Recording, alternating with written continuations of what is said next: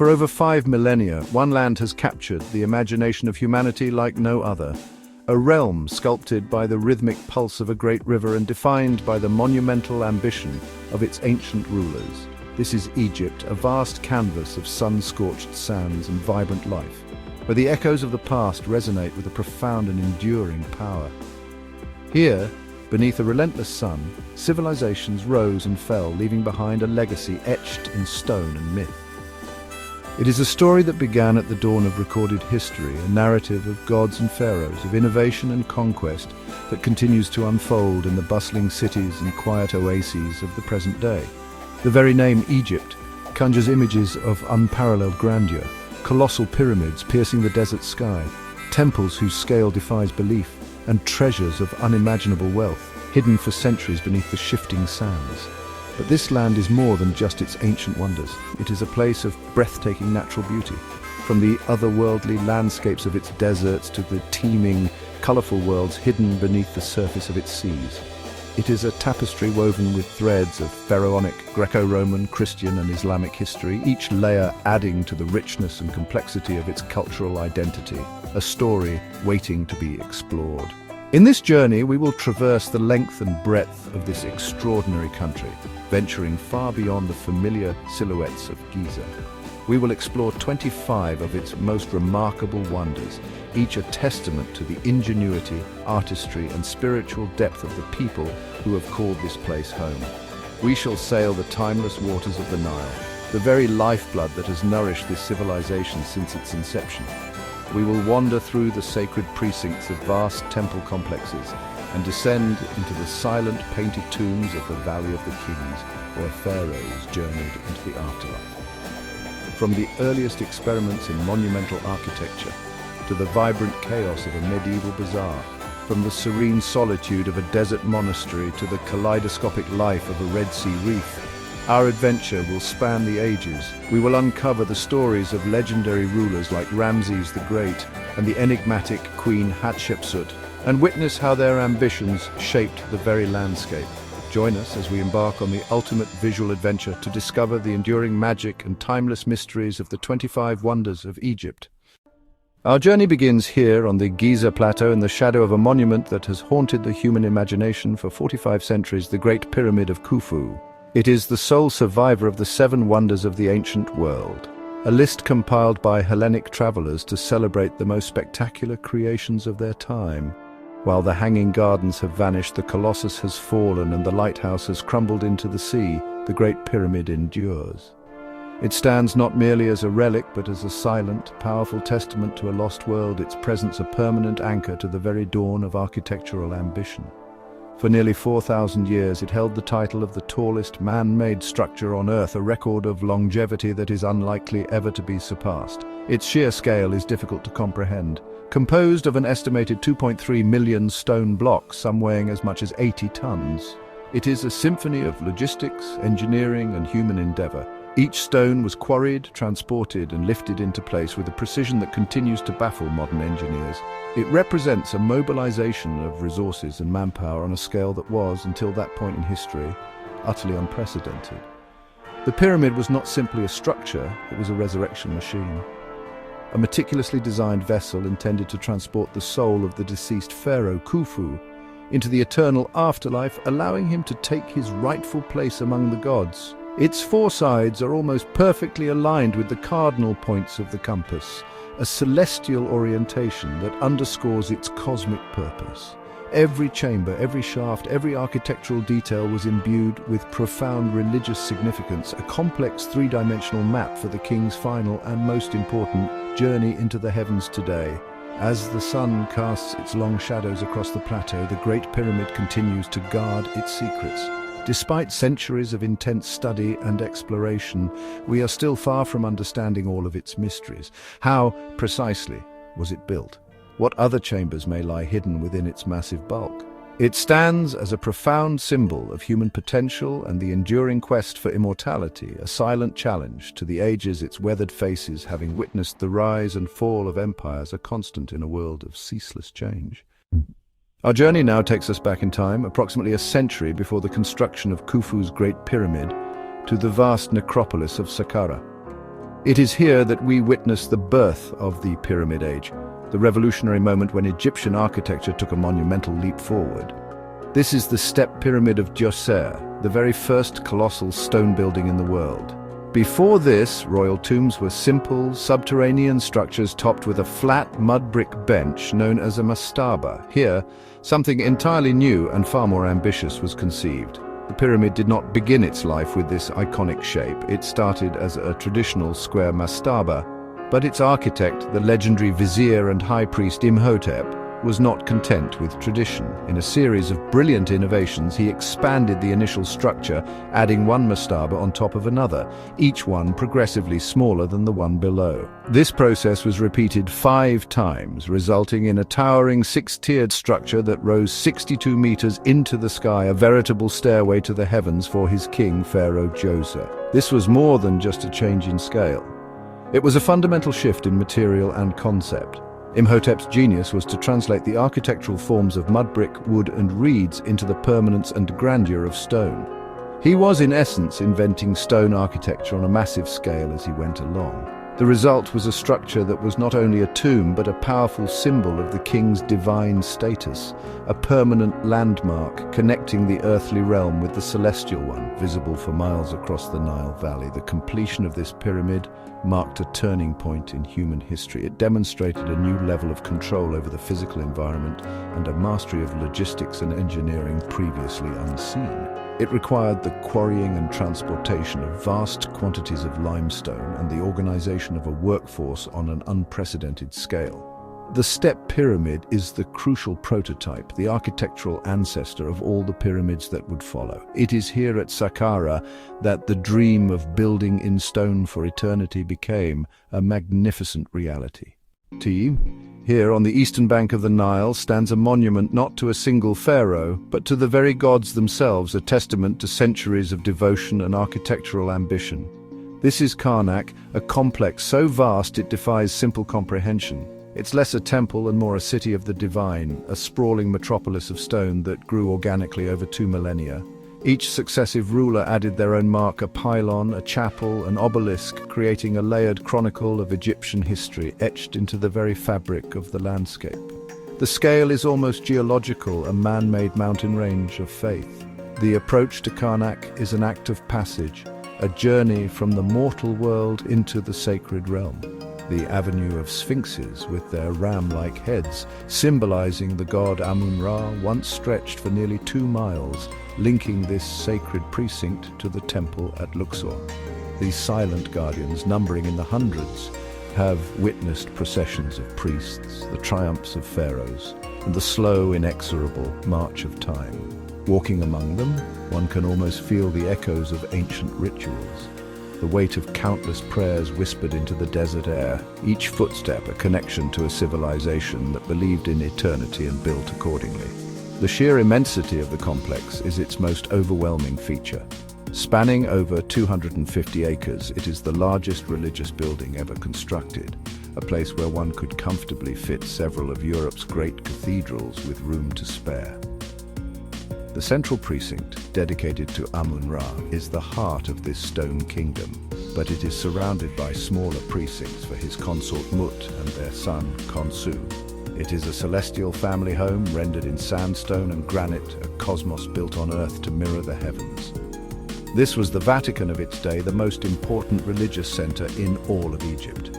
For centuries, the high priests of Amun wielded immense power, second only to the pharaoh himself. The temple's treasuries overflowed with gold, its granaries bulged with tribute, and its lands stretched far and wide. Karnak was not merely a place of worship, it was the engine of an empire, a spiritual and administrative powerhouse that shaped the destiny of a nation. To step into the great hypostyle hall is to find oneself in a petrified forest of unimaginable proportions. Here, 134 colossal columns arranged in 16 rows soar towards the sky, their capitals shaped like open papyrus flowers. The central nave columns reach a staggering height of nearly 70 feet, their girth so immense that it would take several people with outstretched arms to encircle one. They are not merely supports for a long-vanished roof, they are declarations of power designed to dwarf the mortal visitor and inspire profound awe. The play of light and shadow within this hall is a spectacle in itself. The ancient architects cleverly designed a clerestory lighting system allowing shafts of sunlight to pierce the gloom. These beams of light move with the sun, illuminating different sections of the carved columns throughout the day, revealing intricate hieroglyphs and reliefs. It creates a dynamic, living atmosphere as if the very air is thick with ancient magic. Every surface of these monumental pillars is covered in exquisitely carved reliefs. They're not mere decorations, but a sacred library, a visual encyclopedia of pharaonic history and religious belief. Here, Seti I and his son, the great Rameses II, are depicted making offerings to the gods, smiting their enemies and performing the sacred rites that maintained cosmic order. Reading these walls is to read the mind of ancient Egypt, to understand their worldview, where the actions of the pharaoh were linked to the prosperity of the land.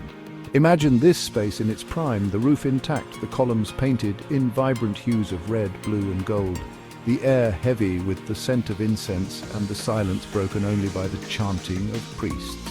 It was a sensory experience designed to transport the initiate into another reality. Even today, stripped of its color and its roof, the hyper-style hall retains its power. It is a testament to an almost superhuman feat of engineering and artistry, a forest of stone that has stood for over 3,000 years. Beyond the forest of columns lies the sacred lake, a vast man-made body of water that remains as tranquil today as it was in antiquity. This was not for recreation, but for ritual. The lake symbolized the primeval waters of Nun, from which all life was believed to have emerged at the dawn of creation.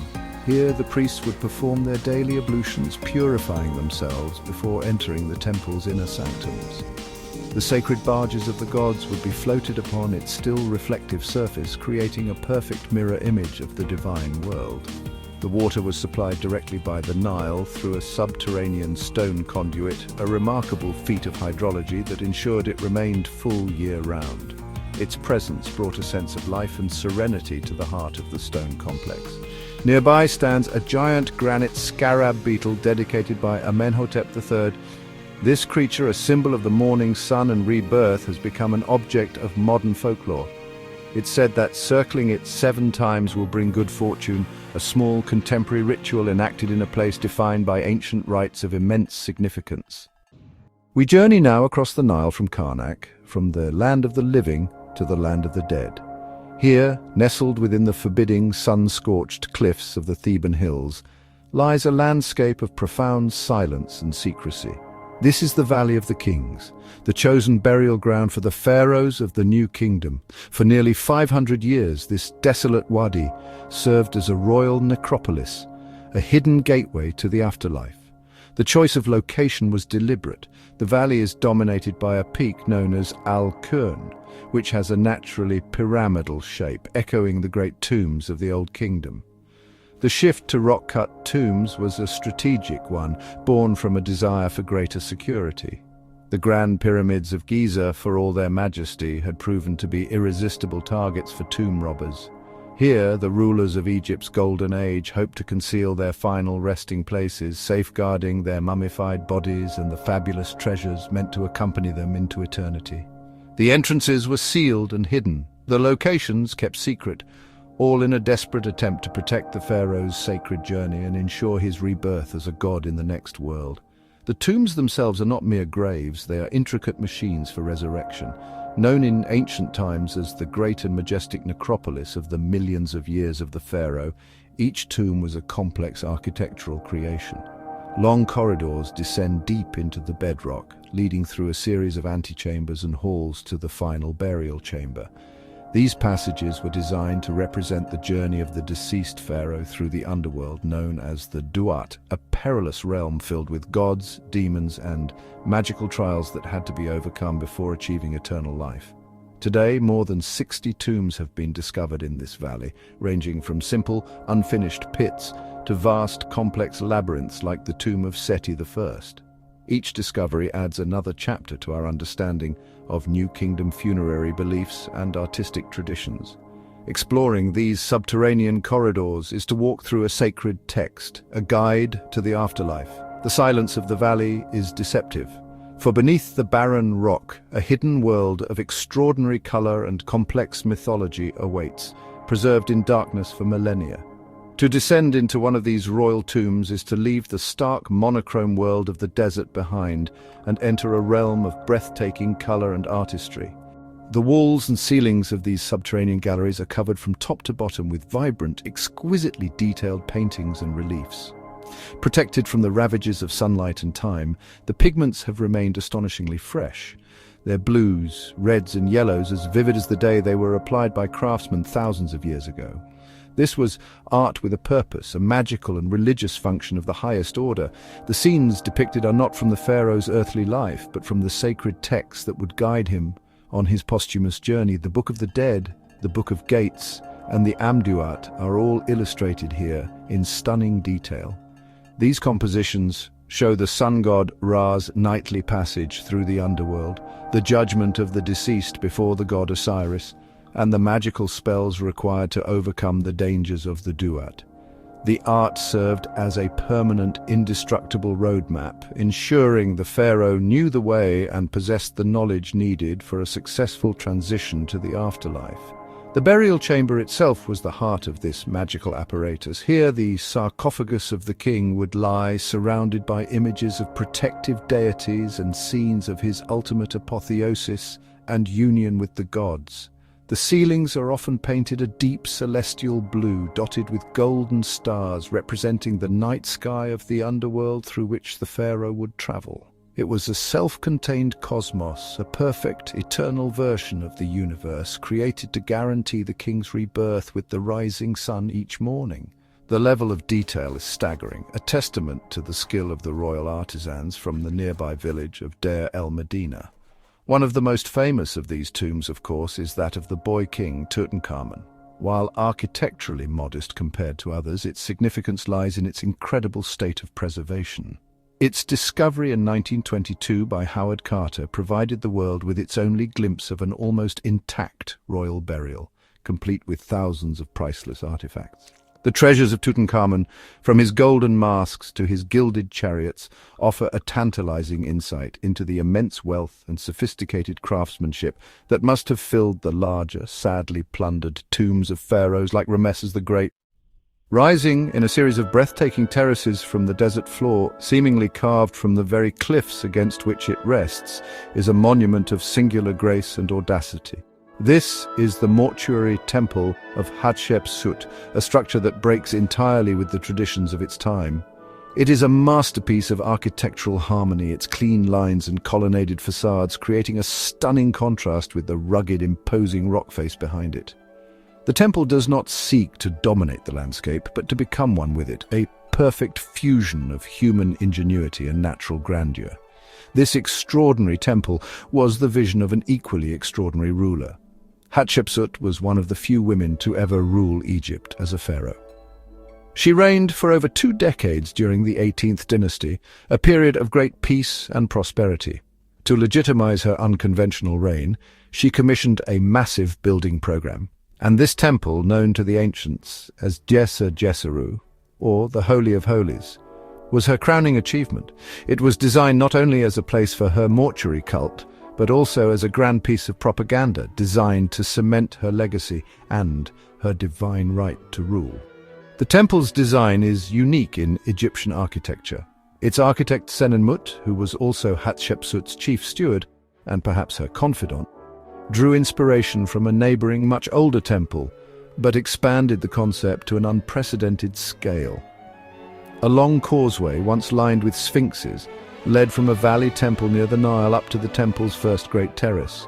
From there, broad ramps guide the visitor upwards, past colonnades and through successive courtyards, creating a sense of processional ascent towards the sacred inner sanctum, which is carved directly into the living rock of the cliff. The effect is one of lightness and elegance, a stark departure from the massive, heavy-set pylon temples like Karnak. The open spaces and repeated columns create a mesmerizing rhythm of light and shade, while the gentle incline of the ramps draws the eye ever upward. It's a building that speaks of confidence, sophistication, and a profound connection to its environment. It stands as a timeless monument to a queen who dared to rule like a king and who built for eternity with a vision that was entirely her own. The walls of Hatshepsut's temple are a canvas for one of the most remarkable autobiographies ever written in stone. The reliefs here are not solely dedicated to gods and rituals. They tell the personal and political story of the queen herself, a carefully constructed narrative designed to justify her claim to the throne. One of the most famous series of reliefs details the story of her divine birth. Here the god Amun is shown taking the form of her father, Thutmose I, to impregnate her mother, thus portraying Hatshepsut not merely as a king's daughter, but as the physical child of the king of the gods himself. Another stunning sequence of reliefs found in the southern colonnade of the Middle Terrace documents one of the great achievements of her reign, a trading expedition to the distant and exotic land of Punt. The carvings provide a vivid, almost documentary-style account of the journey. We see Egyptian ships being loaded with trade goods, their arrival in Punt, a land of strange huts on stilts and exotic wildlife, and the friendly reception by the Puntite chief and his wife. It is a remarkable window into ancient international relations and commerce. The reliefs chronicle the triumphant return, the ships laden with the treasures of Punt incense, ebony, ivory, gold, and, most remarkably, live myrrh trees, which were then planted in the temple's own gardens.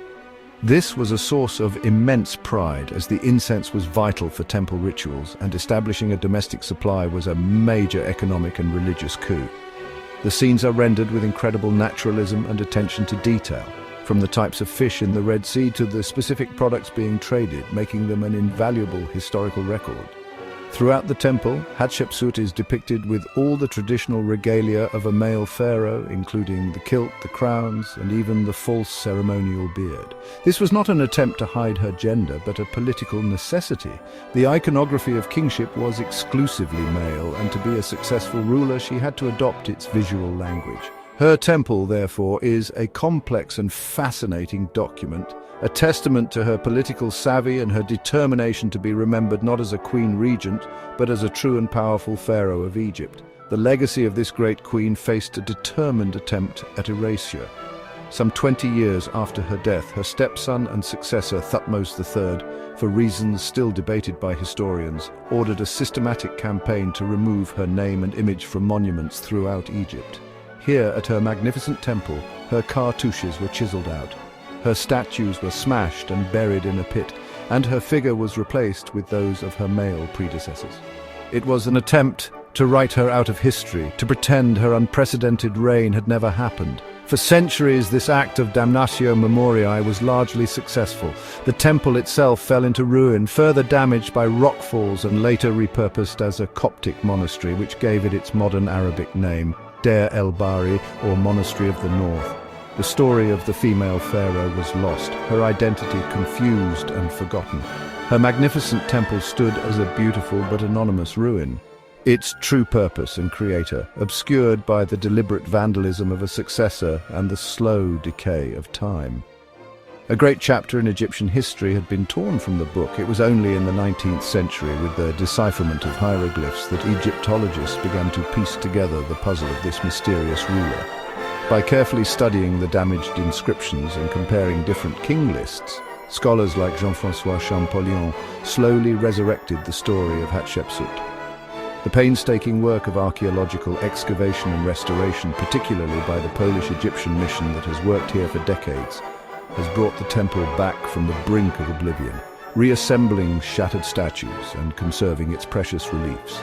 Today, Djoser stands once more in its intended glory, a testament to the resilience of history against attempts to suppress it. The story of Hatshepsut, the queen who became king, is no longer a secret. Her temple, a sublime work of art that so perfectly complements its natural setting, has survived the efforts to destroy its memory.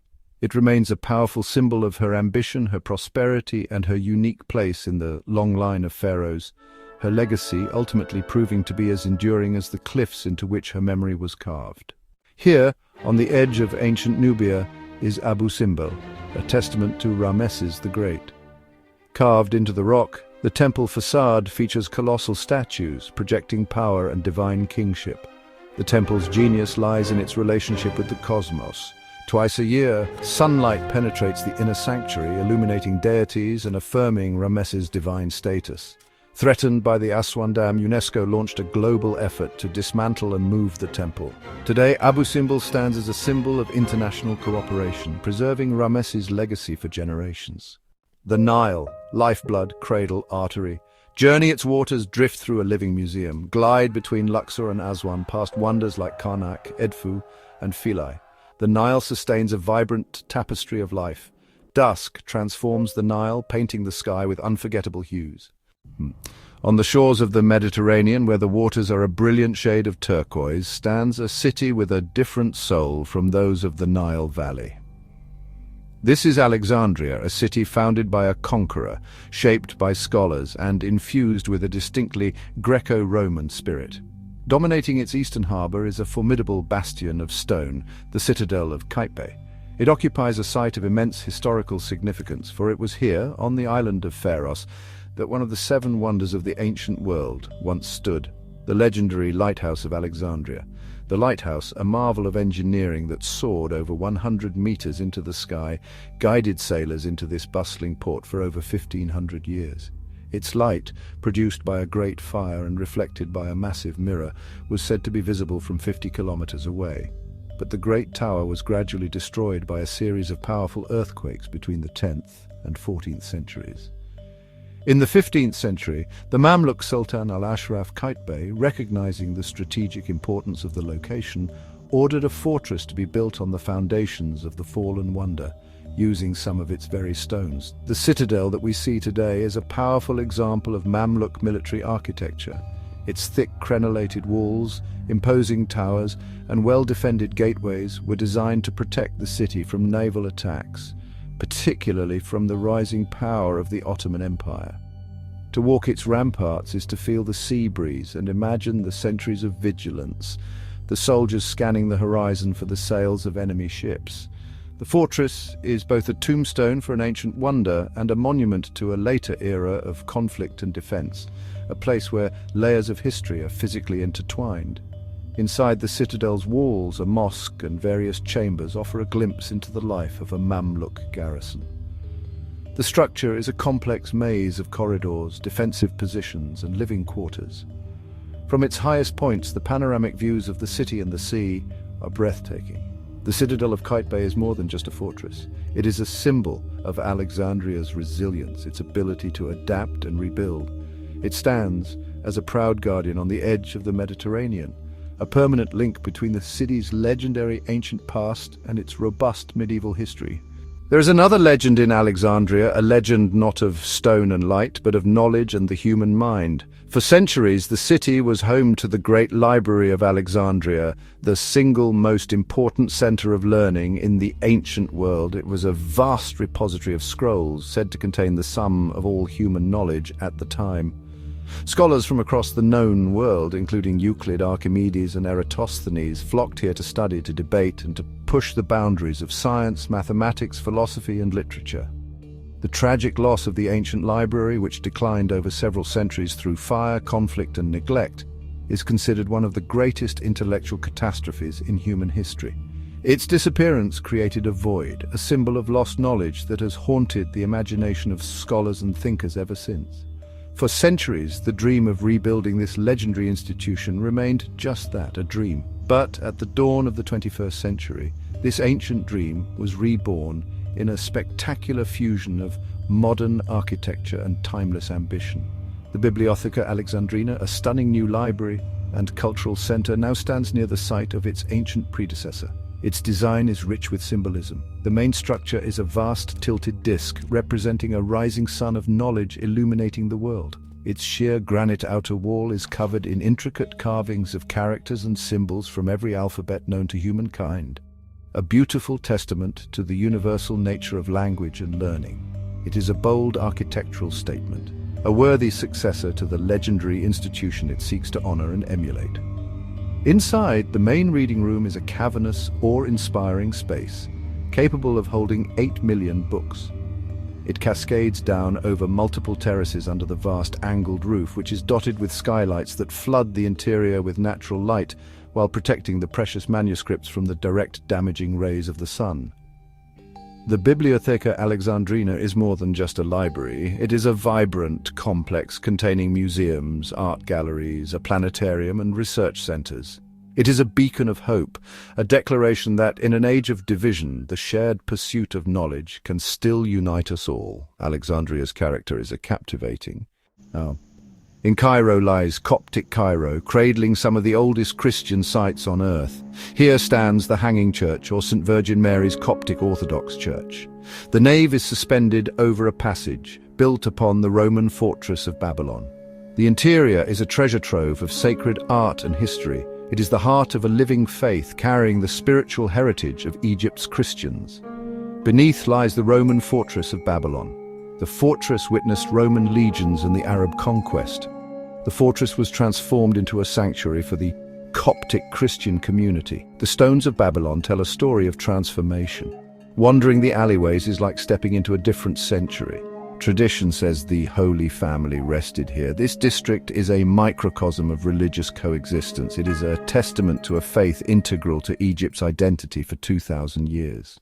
High on a limestone promontory overlooking Cairo stands the Citadel of Saladin.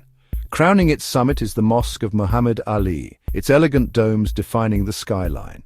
This mosque was a symbol of a new, modern Egypt inspired by Istanbul's grand mosques.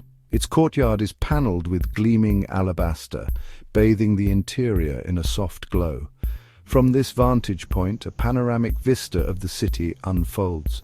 The view from its terrace is a view from the throne of Egypt. In the very heart of Islamic Cairo, there exists a place where the pulse of the medieval city can still be felt. This is Khan el-Khalili, a sprawling bazaar whose origins stretch back to the 14th century. To step into its labyrinthine alleyways is to be immediately immersed in a sensory whirlwind. The air is a rich tapestry of scents, the sweet perfume of exotic spices, the heady aroma of fragrant oils, the robust smell of leather goods, and the tantalizing fragrance of street food being prepared over hot coals. It is a world of vibrant, chaotic, and utterly intoxicating energy. The Khan was originally founded in 1382 by the Mamluk emir Jahaks el-Khalili, built on the site of a former Fatimid cemetery. It served as a caravanserai, a place where traveling merchants could rest, store their goods, and conduct trade. Over the centuries, it evolved from a wholesale market into the vast and intricate retail souk we see today.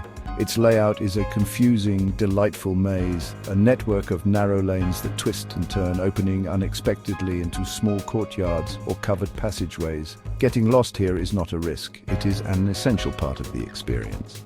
Each turn reveals a new spectacle. Shops overflow with treasures, their wares spilling out into the alleyways in a riot of color and texture.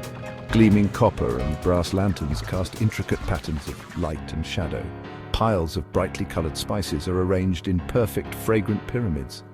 Mountains of hand-woven carpets and textiles create walls of intricate design. The sheer density of goods is astonishing, a testament to centuries of Cairo's role as a major crossroads of trade, connecting Africa, Asia, and Europe in a vibrant exchange of culture and commerce. The soundtrack of the Khan is a symphony of human activity. The rhythmic tapping of a coppersmith's hammer provides a steady beat. The animated calls of vendors, honed over generations, advertise their wares in a melodic patter. The good-natured haggling between shopkeepers and customers creates a constant hum of negotiation. And underneath it all is the murmur of a dozen different languages, a reflection of the bazaar's enduring international appeal. This is not a quiet place. It is a living, breathing organism fueled by the ceaseless flow of people and trade. Beyond the initial sensory overload, a closer look reveals the true soul of Khan el-Khalili, its artisans. Tucked away in small workshops, often hidden from the main thoroughfares, generations of craftspeople continue to practice ancient trades. Here, one can witness the meticulous process of metalworking, as a craftsman patiently hammers intricate Islamic geometric patterns onto a brass tray. The skill is passed down from father to son, a legacy of artistry preserved not in a museum but in the calloused hands of a master at his work. In another alley, the air is filled with the fine dust of woodworking. Artisans here specialize in mashrabiyah, the traditional latticework screens that adorn the windows of older Cairene houses. Tiny, intricately turned pieces of wood are painstakingly assembled into complex geometric designs, creating screens that provide privacy and ventilation while casting beautiful, dappled light. It is a craft that requires immense patience and mathematical precision, a form of artistry that is both functional and deeply beautiful, a signature of Islamic architectural design. The bazaar is also a center for jewelry making. Silversmiths sit hunched over small benches, expertly setting semi-precious stones or inscribing delicate calligraphy onto pendants and rings. The designs often draw on ancient Egyptian motifs, the scarab beetle, the ankh, the eye of Horus, blending pharaonic symbolism with modern tastes.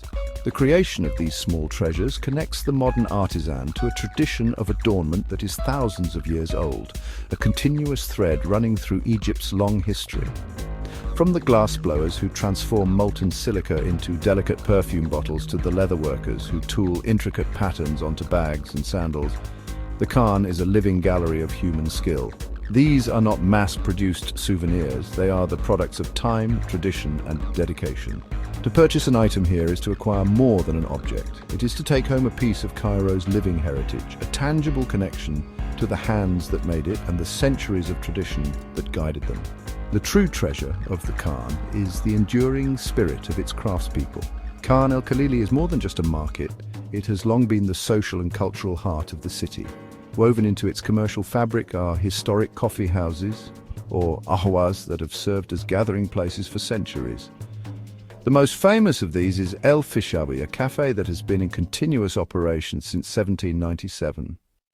In the Farafra Depression lies the White Desert, a landscape of brilliant white chalk formations sculpted by nature over millions of years.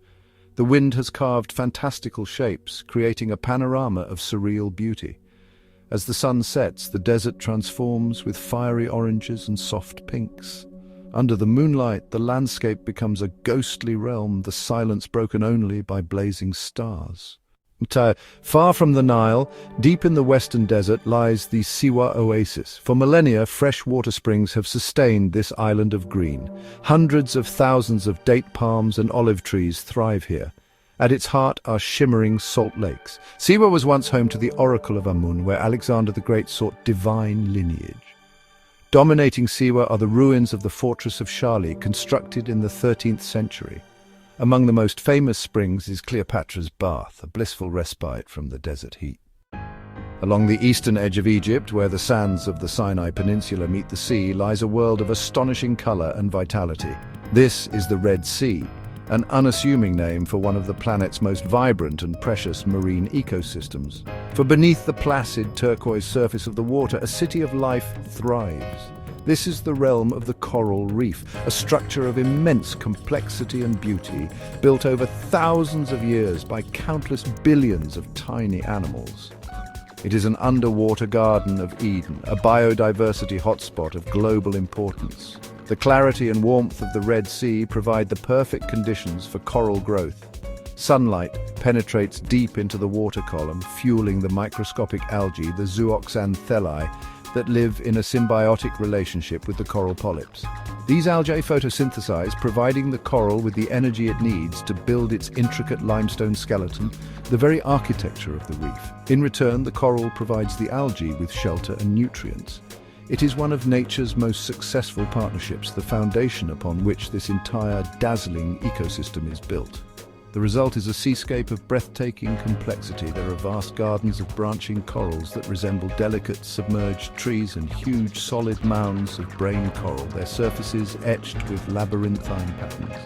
Plate corals spread out in wide tiers, competing for sunlight, while soft corals lacking a rigid skeleton sway gently in the current like colorful, feathery flowers.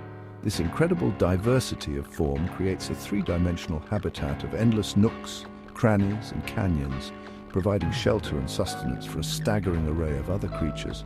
From the bustling resorts of Sharm el-Sheikh to the more tranquil shores of Dahab, this underwater world is remarkably accessible.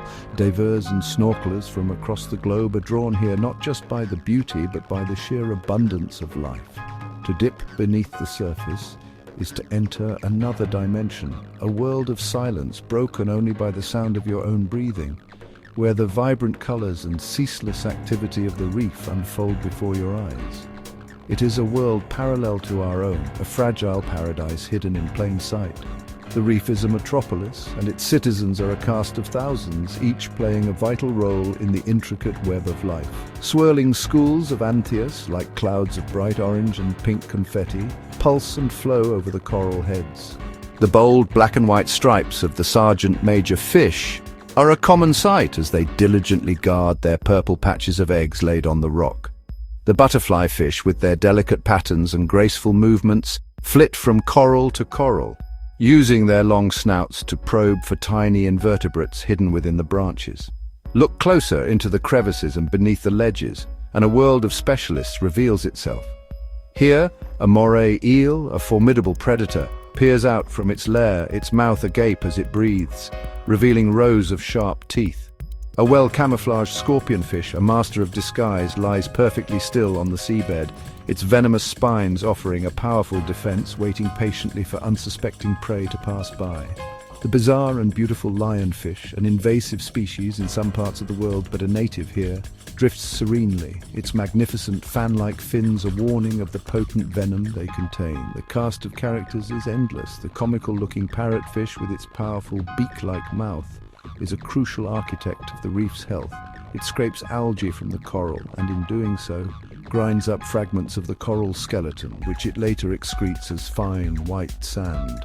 Much of the beautiful sand on the beaches of the Sinai is, in fact, the product of the parrotfish's tireless work. Meanwhile, the iconic clownfish, nestled safely within the stinging tentacles of its host anemone, demonstrates another of nature's perfect symbioses, immune to a sting that is fatal to other fish.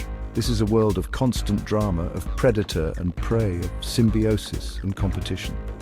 A giant Napoleon wrasser with its distinctive hump head and gentle, intelligent eyes may cruise slowly past, a placid giant of the reef. In the blue water just off the reef edge, a school of barracuda might hang motionless, their sleek silver bodies the very picture of latent power. Every dive, every exploration reveals new encounters and new behaviors, a testament to the boundless creativity and diversity of life in the sea. Certain locations along this coastline have become legendary among the global diving community, places where the topography of the reef creates underwater cathedrals of breathtaking scale and beauty. Ras Mohammed National Park, at the very southern tip of the Sinai Peninsula, is one such place.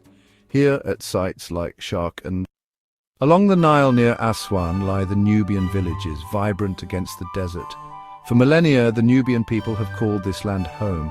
Every painted wall tells a story.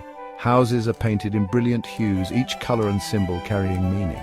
Hospitality is a cornerstone of their culture. Life here is inextricably linked to the Nile, the soul of their community. The Aswan High Dam brought change but also loss. Yet Nubian culture thrives, carried in language, music, and traditions. The markets of Aswan offer a glimpse into this rich culture. To visit a Nubian village is to be welcomed into a world of warmth and history. Leaving the ancient world, we journey to downtown Cairo, or Wust al-Balad. It's a remarkable collection of Belle Époque and Art Deco architecture, a legacy of wealth and artistic innovation. Here, discover the subtle elegance of Art Deco, uniquely expressed in Cairo. Though time has taken its toll, it stands as a reminder of when Cairo was a great metropolis. A renaissance is underway, restoring these masterpieces to their former glory, revitalizing the district. The grand boulevards are becoming places to soak in the ambience of this architectural wonderland. It is the sound of a city rediscovering and reclaiming its own modern history. Deep within the rugged, unforgiving heart of the Sinai Peninsula, nestled at the foot of the mountain where Moses is said to have received the Ten Commandments, lies a sanctuary that has defied time. This is the sacred monastery of the god-trodden Mount Sinai, more commonly known as St. Catherine's Monastery.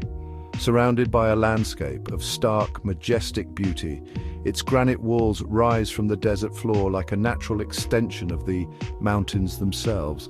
For over 17 centuries, this place has been a bastion of Christian faith, a beacon of spiritual life in one of the world's most formidable wildernesses. Its origins are rooted in the very earliest days of Christian monasticism.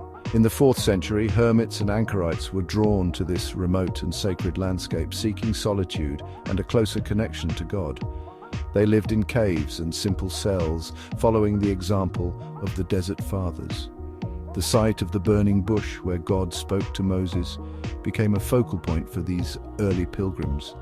To protect this growing community from raids by nomadic tribes, the Byzantine Emperor Justinian I ordered the construction of a massive fortified enclosure in the 6th century. The very walls that stand today are those he commanded to be built. This fortress-like structure has been the key to its survival. The imposing granite walls, some reaching over 15 meters in height, have sheltered the monastery and its inhabitants from centuries of conflict and upheaval that have swept across the region. It has existed under Roman, Byzantine, Arab, Crusader, Ottoman, and Egyptian rule, yet its core purpose has remained unchanged.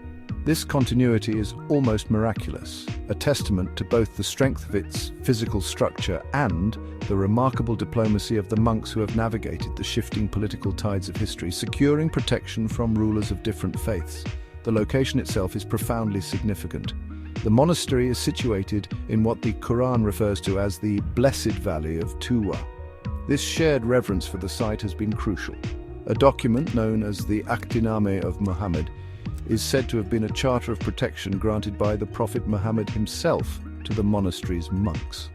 A copy of this charter is still treasured by the monastery. This historic pledge of security, respected by subsequent Muslim rulers, has helped ensure St. Catherine's status as a place of peace and worship, an island of Christian tradition in a predominantly Islamic land. To step inside the ancient walls of St. Catherine's is to enter another world, a labyrinth of chapels, courtyards, and monastic buildings that have evolved over centuries. The air is thick with history, scented with incense and the dry dust of the desert. At its heart stands the main church, the Basilica of the Transfiguration. This magnificent 6th century structure, built under the orders of Emperor Justinian, is one of the oldest working Christian churches in the world. Its interior is a breathtaking spectacle of Byzantine art, with gilded icons, massive chandeliers, and intricate woodwork. The most sacred spot within the entire complex lies behind the apse of the basilica. Here, one finds the chapel of the burning bush. According to tradition, this is the very ground where Moses stood barefoot before God.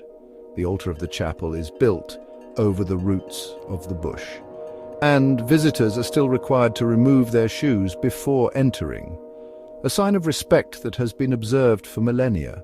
Just outside the chapel grows a rare species of bramble, said to be a direct descendant of the original bush, its continued life a source of wonder and veneration for pilgrims from around the globe. The monastery is also home to one of the most important libraries in the world, second only to the Vatican in its collection of ancient Christian manuscripts and codices. For centuries, the dry desert air and the monastery's isolation have provided the perfect conditions for the preservation of these fragile texts. The collection includes thousands of manuscripts in Greek, Arabic, Syriac, Georgian, and Slavonic, covering theology, history, and science. It is an unparalleled repository of knowledge, a window into the intellectual life of the early Christian and Byzantine worlds. Among its greatest treasures is the Codex Sinaiticus, one of the oldest and most complete manuscripts of the Bible, dating to the 4th century. Though most of the codex is now housed in the British Library, its discovery here in the 19th century stunned the scholarly world. The library continues to yield new discoveries, such as the Sinai palimpsests, where new texts were written over older, erased ones. Using modern imaging technology, scholars are uncovering these hidden layers, revealing lost classical and early Christian writings, and reminding us that this ancient fortress is still a frontier of discovery. St. Catherine's is not a museum. It is a living, breathing community, home to a small number of the Greek Orthodox monks who continue a way of life that has remained largely unchanged for more than 1,500 years.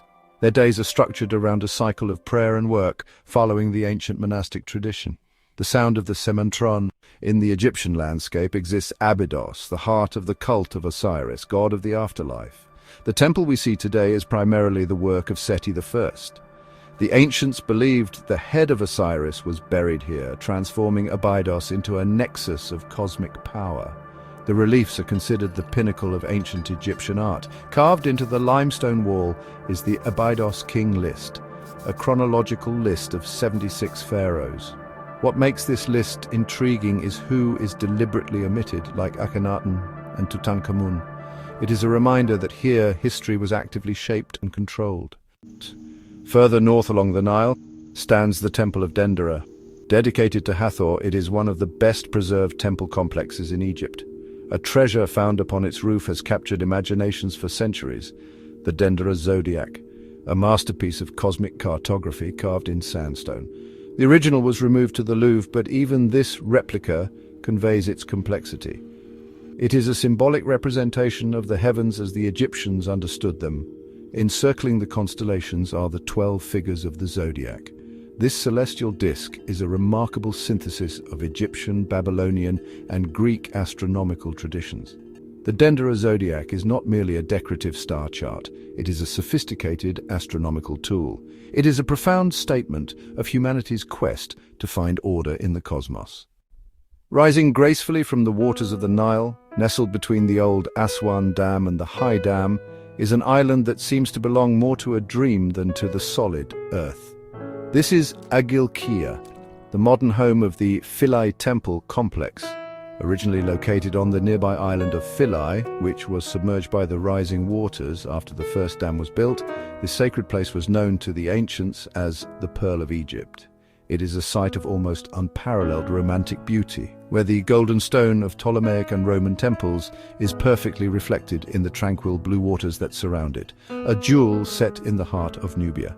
The temple was meticulously dismantled, stone by numbered stone, and painstakingly reassembled on higher ground in a remarkable feat of international engineering and conservation led by UNESCO in the 1970s. This effort saved Philae from permanent inundation, preserving one of the last great sanctuaries of the ancient Egyptian religion. The primary deity worshipped here was the goddess Isis, the divine mother, wife of Osiris and mother of Horus. Her cult was one of the most popular and enduring in the ancient world, spreading from Egypt throughout the entire Roman Empire, and Philae was its last bastion. Approaching the island by boat is an essential part of the experience, allowing the temple to reveal itself gradually, its elegant colonnades and towering pylons emerging from the water like a mirage. The layout is not as rigidly symmetrical as older temples, adapting organically to the shape of the island and creating a series of picturesque courtyards and chapels. The most prominent feature is the grand first pylon, adorned with massive reliefs of a Ptolemaic king smiting his enemies before the gods, a traditional scene asserting pharaonic power even under foreign rule. But it is the delicate fusion of architectural styles that gives Philae its unique charm. Here, classical Egyptian forms blend seamlessly with Greek and Roman influences. You can see this in the elegant columns with their elaborate floral capitals, and in the small, graceful kiosk of Trajan with its open, airy design.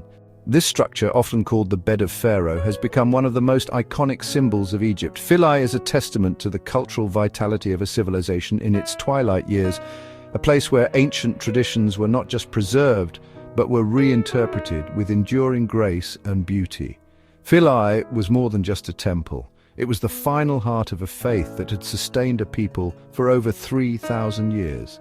As Christianity spread throughout the Roman Empire, the ancient temples of Egypt were closed one by imperial decree. Yet here, on this remote island outpost, the worship of the goddess Isis persisted. Pilgrims, both Egyptian and Nubian from the kingdom of Meroe to the south, continued to make the journey to her sacred isle, defying the changing world around them. It became the last active pagan temple in the entire Mediterranean world. The reliefs and inscriptions that cover every surface of the temple tell the story of Isis, the faithful wife and powerful magician. We see scenes of her mourning her murdered husband, Osiris, searching for his dismembered body and using her divine powers to conceive their son, Horus. These myths of devotion, loss and miraculous rebirth resonated deeply with worshippers, offering a promise of salvation and eternal life that made her cult so immensely popular. The figure of Isis, nursing the infant Horus, is a particularly powerful image, one that many scholars believe directly influenced the later Christian iconography of the Madonna and Child. The walls of Philae bear witness to its long and complex history as a place of living faith. Alongside the pharaonic reliefs, one can find inscriptions left by Greek and Roman pilgrims expressing their devotion to Isis of the myriad names. But there are also signs of the faith that would eventually supplant her. Coptic crosses are carved into the walls of the hypostyle hall, which was later converted into a Christian. Between Aswan and Luxor stands the temple of Edfu, dedicated to Horus. Its preservation offers a glimpse into the Ptolemaic kingdom's religious architecture. Buried for centuries, it was rediscovered in the 19th century. Built by Ptolemies honoring Egyptian traditions, its layout follows classic designs.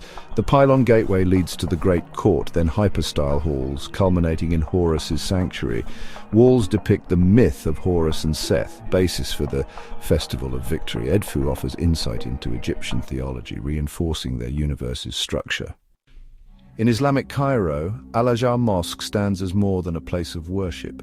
Founded in 970, it evolved into a leading center for Islamic theology and learning. Its architecture reflects a millennium of Islamic styles. Today, Al-Azhar remains a prestigious institution, a beacon of knowledge influencing the Sunni Muslim world. In the rugged heart of the Sinai Peninsula, a range of granite mountains rises from the arid plains, their jagged peaks painted in shades of red and ochre by the relentless sun. Among them, one mountain stands apart, shrouded not in clouds, but in millennia of sacred history. This is Mount Sinai, known in Arabic as Jabal Musa, the Mountain of Moses. It is a place revered by the three great Abrahamic faiths, Judaism, Christianity, and Islam, as the very spot where God descended to deliver his laws to humanity. To ascend its slopes is to undertake more than a physical climb. It is a pilgrimage to the bedrock of Western civilization. The journey most often begins in the deep of night. Under a canopy of stars, clearer and brighter here than almost anywhere else on Earth, pilgrims and travelers gather at the foot of the mountain, near the ancient walls of St. Catherine's Monastery. The path upwards is a slow, winding procession of torchlights and hushed voices. There are two main routes, the camel trail, a gentler serpentine path that snakes its way up the mountain, and the Steps of Repentance, a direct and challenging staircase of over 3,700 stones carved into the mountainside by a single monk centuries ago as an act of penance. As one climbs higher, the world below dissolves into darkness, and the silence of the desert deepens. The air grows thin and cool. The rhythm of the ascent becomes a meditation. The steady crunch of boots on gravel, the whisper of the wind through rocky outcrops, the shared sense of purpose with fellow climbers. This nocturnal ascent is a tradition born of practicality to avoid the fierce heat of the day, but it has become a profound spiritual experience in itself. It is a journey through darkness towards an anticipated light, a physical metaphor for the search for divine revelation. The final stage of the climb is often the most demanding as the path steepens towards the 2,285-meter summit. But with every step, the eastern horizon begins to glow, first with a faint, deep indigo, then with streaks of violet and orange. The climb becomes a race against the dawn, a push to reach the peak before the sun breaks free. Reaching the summit is a moment of pure catharsis. Here, a small chapel dedicated to the Holy Trinity and a simple mosque stand side by side, a testament to the mountain's shared sanctity, awaiting the daily miracle of sunrise. There is a unique stillness at the summit of Mount Sinai in the final moments before dawn. A quiet anticipation hangs in the cool air as climbers, wrapped in blankets against the wind, find a place among the ancient rocks to witness the spectacle. They face east, looking out over a breathtaking panorama of the Sinai high mountains. The peaks below, still cloaked in shadow, appear like a vast frozen sea of granite, their sharp ridges and deep valleys creating a landscape of raw, primal beauty. It is a view that has remained unchanged for eons, the same view that would have greeted Moses himself. Then the moment arrives. The first sliver of the sun pierces the horizon, flooding the sky with an intense, golden light. It is a slow, majestic unveiling. The light spills over the distant peaks, catching their edges in fire and gradually pouring down their slopes into the valleys below. The colors shift with mesmerizing speed, from deep reds and oranges to brilliant yellows and soft pinks. The entire mountain range seems to awaken, its stark geology transformed into a canvas of breathtaking color and texture. The long, dark shadows retreat, revealing the full, staggering scale of the wilderness. For those who have made the arduous journey, this sunrise is profoundly moving. It is more than just a beautiful natural event. Here in Egypt's western desert lies Wadi Al-Hitan, the Valley of the Whales. The ocean's past is etched into the arid earth. Scattered across the valley floor are the skeletal remains of creatures that once swam in a prehistoric sea. These are complete skeletons of the earliest whales, the Archaeoceti, formidable predators from a primeval marine ecosystem. The sheer number and quality of the fossils are unparalleled, earning this valley its UNESCO World Heritage status. Here we trace the journey of a land mammal returning to the water. The preservation is so extraordinary that even the contents of their last meals are sometimes found fossilized. It is a complete fossilized ecosystem, a window into a world so distant. At the southernmost tip of the Sinai Peninsula lies Ras Mohammed National Park. Here the desert plunges into the Red Sea, creating a frontier of two rich ecosystems. The waters nurture marine biodiversity, feeding spectacular coral reefs. Mangrove forests fringe the coastline, a vital link between land and sea. The park is a vital resting point for migratory birds. The coral reefs are legendary among divers. This living structure provides shelter for thousands of marine species. Nestled within the park is the Magic Lake, a saltwater lake said to change its colors. The Gate of Ras Mohammed is a symbol of peace and the sanctity of the natural world. Ras Mohammed is a jewel, a reminder of the beauty and fragility of our planet. Our journey through the wonders of Egypt comes to a close, but the echoes of this ancient land will resonate long after the images have faded from the screen. We have walked in the shadow of pyramids that defy time, sailed upon a river that has been the lifeblood of a civilization for millennia, and descended into tombs that held the secrets of pharaohs. We have witnessed the serene faith of Coptic churches and the soaring ambition of Islamic minarets, all testament to a culture of immense depth and complexity, layered upon itself through the ages. From the surreal, wind-carved sculptures of the White Desert to the fossilized giants of Wadi Al-Hitan, we have seen that Egypt's wonders are not confined to the works of human hands. Its natural landscapes tell a story just as profound. A tale of deep time, of seas that became deserts, and of life's incredible power of adaptation. In the vibrant coral cities of the Red Sea and the quiet solitude of a desert oasis, we find a different kind of monument, one built by the patient, powerful forces of nature itself, a legacy of biodiversity and geological marvel. Egypt is more than a destination, it is a bridge to our shared human past. The hieroglyphs on a temple wall are not merely decorations, they are the voices of a people, their beliefs, their triumphs, their daily lives speaking to us across an ocean of time. The enduring legacy of this land is its ability to inspire awe, to provoke curiosity, and to remind us of the incredible scope of human imagination and endeavor. It is a story that is still being written in the discoveries of archaeologists and in the experiences of all who come to witness its majesty.